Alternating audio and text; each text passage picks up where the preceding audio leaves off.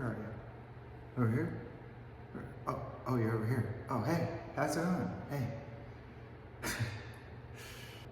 Want to see something neat? Hey, want to see something neat? What is wrong with me? So, I'm working on a fake cake. Actually, it's a fake cake hat. So this is Tuva Lu. She was a guest judge on RuPaul's Drag Race, and she wore this Marie Antoinette nod. So that's why I'm making this, because I saw this hat and I thought to myself, I need to make that. Yeah, so it's a couple of styrofoam cake rounds that you can get from Hobby Lobby or Michael's. I think the bottom one is 11 inch or so, and the top one is 7 or so. And then they were the same like width or whatever you would say, and I actually cut off, I think, 1.5 inches maybe of this one, and then this top one I think I actually cut a little bit off too. I just was approximating it like what I thought looked most like what I think a cake should look like. So if you want to do this, you can do whatever you want, but it's just styrofoam. And then since I said this is a hat, I have an old skateboard helmet. So here is my helmet, and I made a template. This is the size of the bottom round, which is going to be going on top of the helmet here. And what I did was I just took a piece of cardboard and I made it so that it was the same diameter as the largest one that's going on the bottom.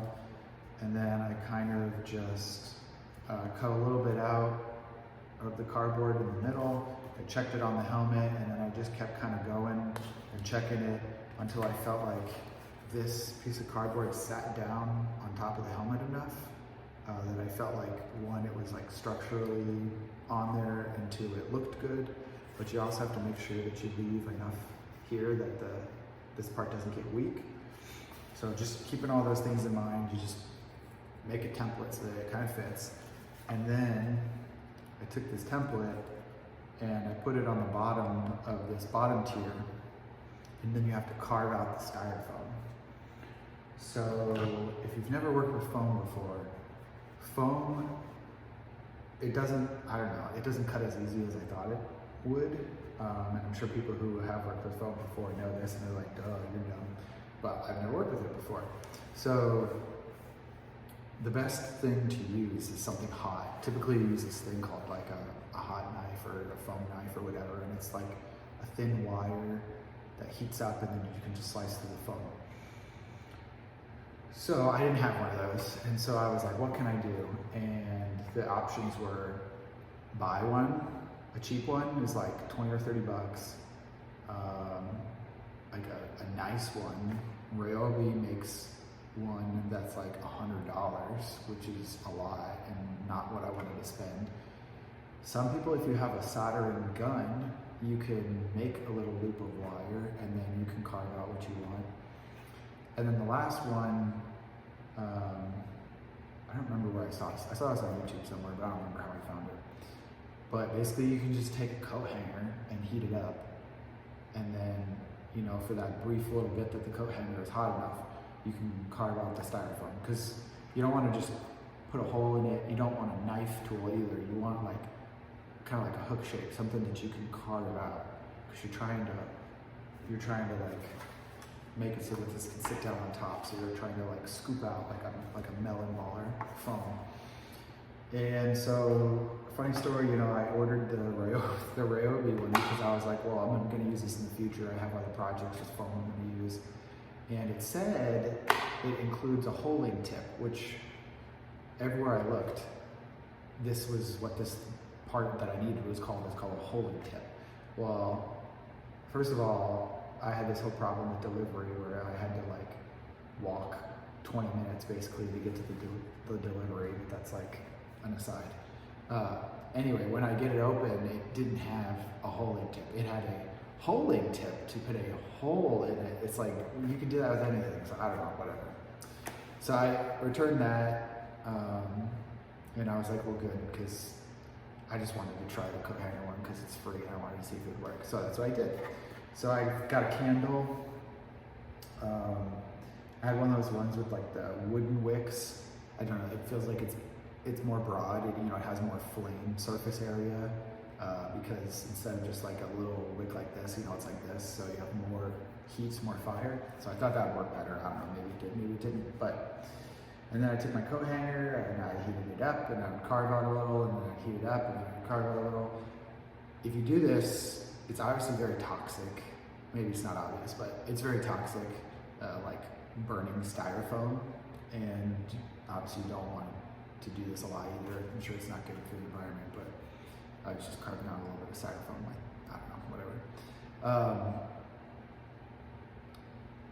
If you do this, you want to wear some sort of like respirator, and then you probably want to wear gloves, because it can kind of make little hot strings and stuff too. So just please be careful if you do this.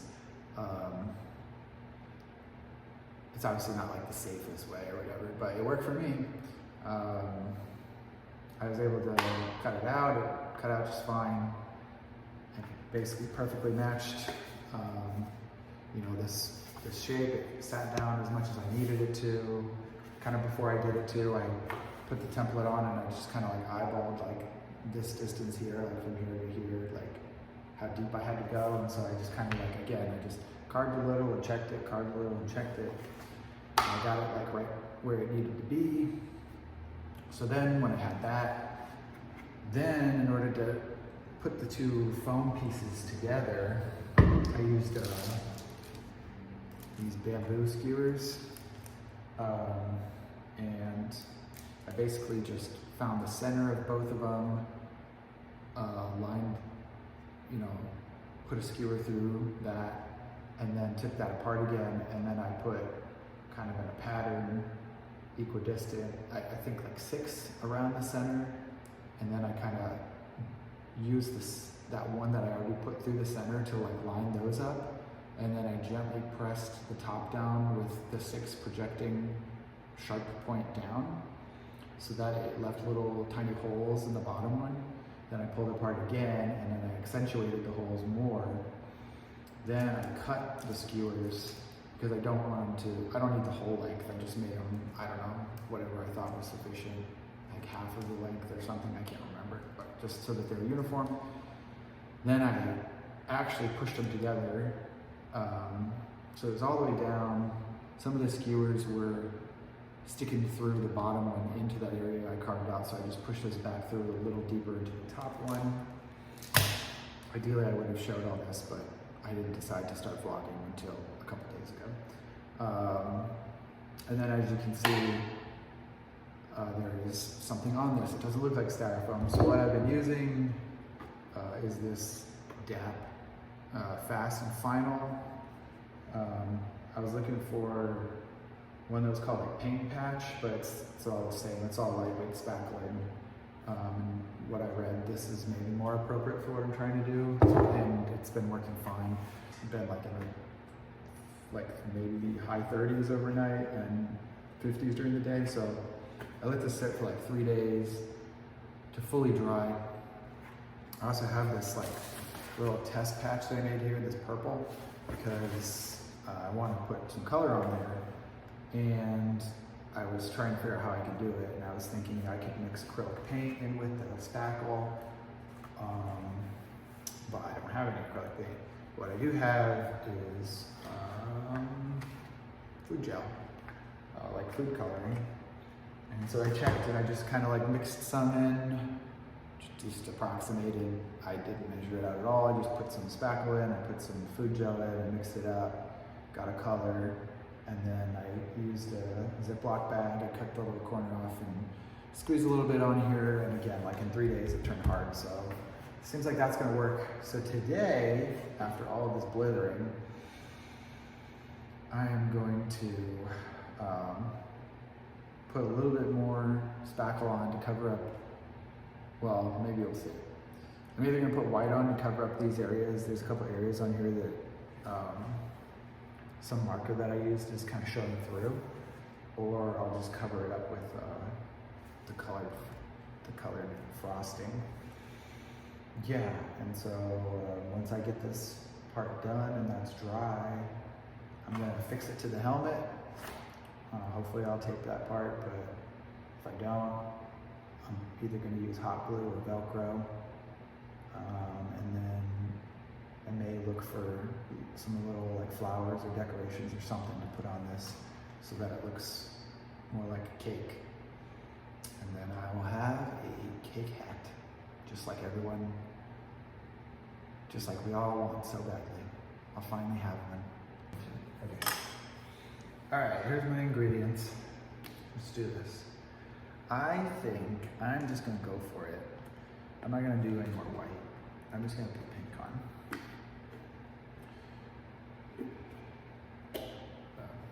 I need my gloves.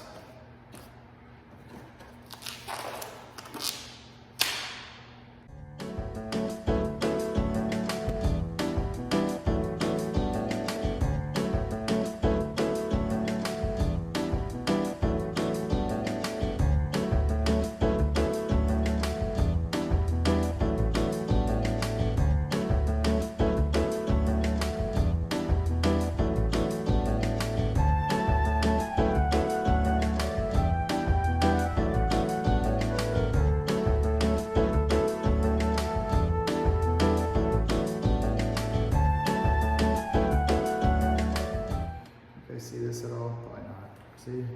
It's looking, well, it looks terrible there.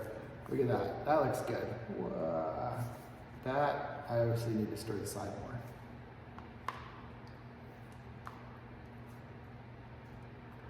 Thank you for showing me that.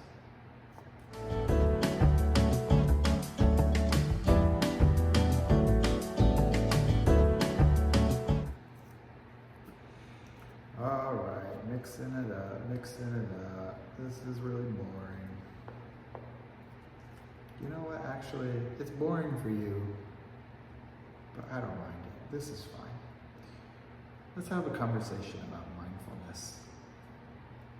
Okay? Mindfulness is something that I feel like a lot of us lack these days, including myself. So often that we just can't be present in a situation. As soon as we get somewhere and there's not something immediately going on, a lot of us reach for our phones in order to, out of awkwardness, or to distract ourselves. And you know what? It just trains your mind that you always have to be thinking about other things besides what's actually going on. I'm not someone who's just like poo-pooing, like using your phone or doing whatever on your phone. Like, sure, whatever. If you like it, go for it, as long as it's not harming anybody else. But, you know, sometimes we need to take time to just say, what am I doing right now? And just, what does it smell like? What does it look like? What does it sound like? What does it taste like? I'm just kidding, I didn't taste it. Gotcha! Listen to let's see if I can get some of this sound for you. Whoa! Sorry. Alright, I don't know if that worked. Mindfulness. Be present, people. And by people, I mean me. Alright, this is looking pretty good. I think I'm gonna put it in the Ziploc bag now. Where is that thing? Alright, here's my bag. Cut the corner off of that side, so I'm gonna stuff it all on this side and then work it over to that side. Oops, maybe it's not as mixed as I thought. Anyway, let's get it in there. That's the other thing that you learn working with different things is patience. Every time that I try to rush anything, I mean just about every time, it turns out bad. And then I have to go back and do it again. And it doesn't save time when you have to do things twice. If you do things fast twice, it still probably took longer than doing it right once.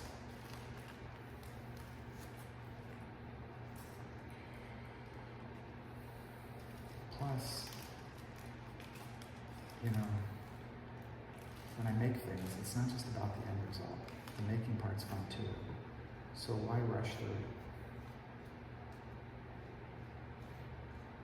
If you're confident in yourself that it's going to turn out right, and,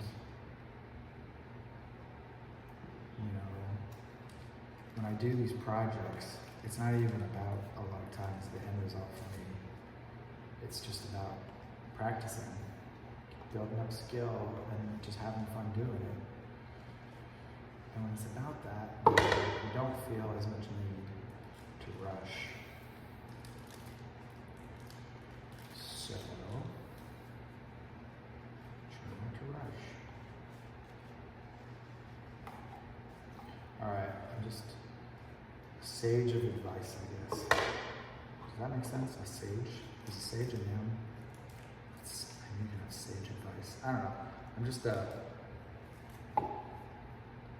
I just feel like I have a lot of advice to give, I guess. Alright.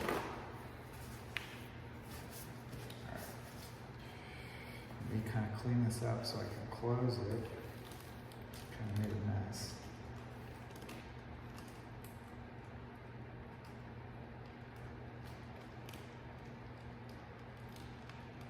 That's quite sage advice. I don't know. It's stuck in my head now. Whatever I was trying to say. Last night I was trying to think of the thing Buzz Lightyear says. When he like presses a button, he says something like, "It's a secret mission." And then it was like, what's the next part? Something space. And I was like, it's a secret mission. Sent from outer space. That's not it. It was, oh crap. I can't remember. I literally just looked this up last night. It's a secret mission. I don't know. I'll have to look it up again. Do you ever get those things in your head where you're just, I can't move on without thinking of this thing? Alright, I'm gonna stop talking. It's time to frost this puppy.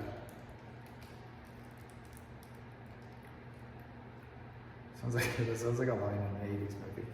Let's frost these puppies. Sorry, I'm starting on the side that you guys can't see.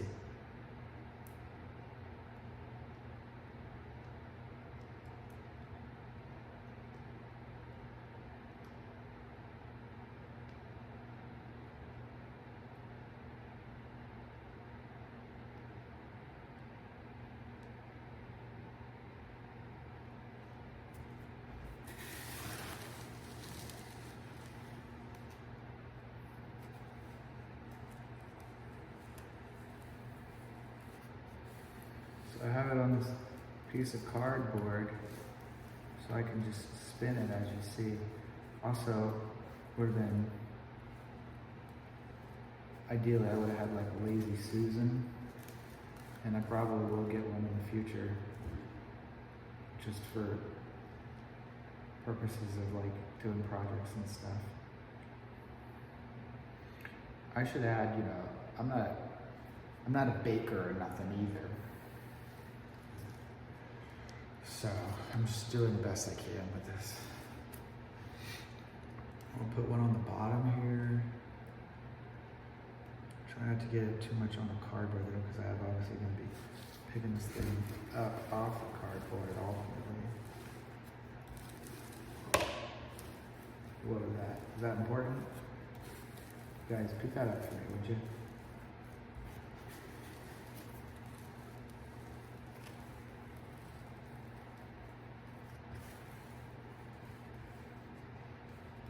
Well, pay attention.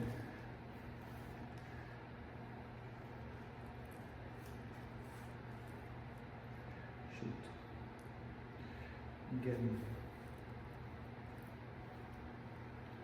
too much on the cardboard and not enough on the cake. If it screws up, I'll fix it later. Alright, let me get this to the edge here. Do one around the top too.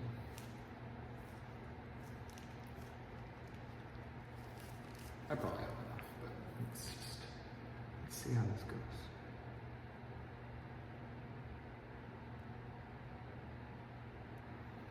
If anybody out there is a baker and is watching me, has any tips, I will gladly take those too.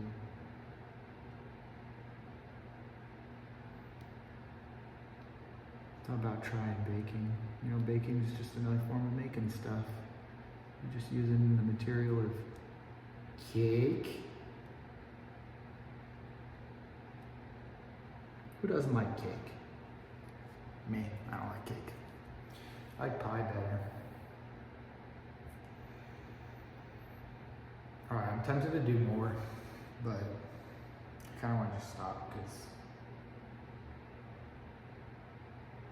yeah, I feel like I'm just going to start to screw it up. So I'm just going to maybe try to fix these spots.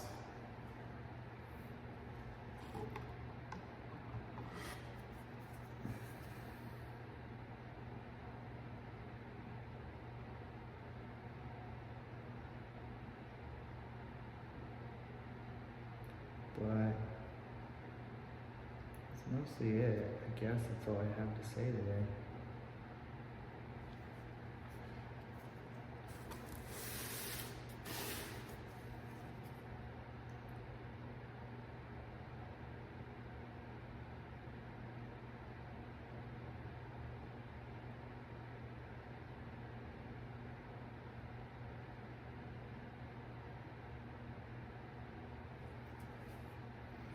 Doesn't have to be perfect.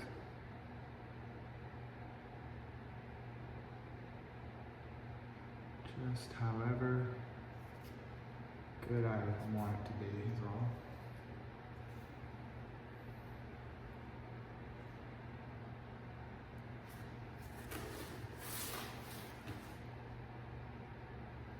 All right. Let's let that dry.